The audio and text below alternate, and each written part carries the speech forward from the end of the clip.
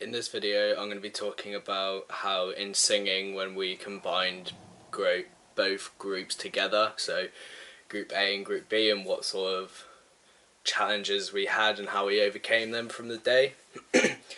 So in singing, for the final performance, we had to get both groups together singing at once, and this was very hard because both groups have had different ideas and stuff.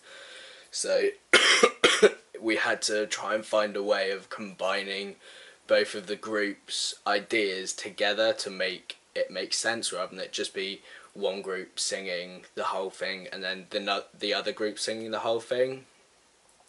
One of those challenges was for the end part, where God is Kieran.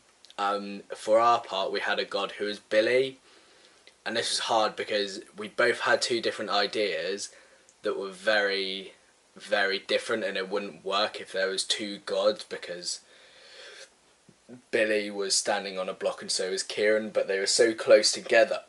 That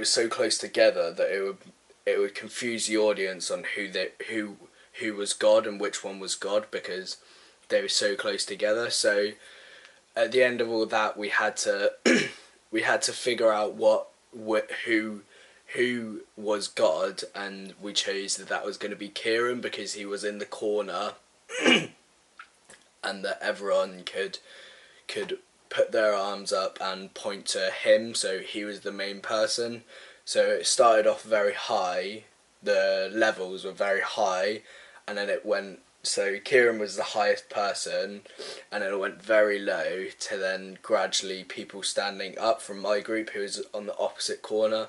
So I was standing up completely and having my arms out looking at Kieran to make him show that that he was God.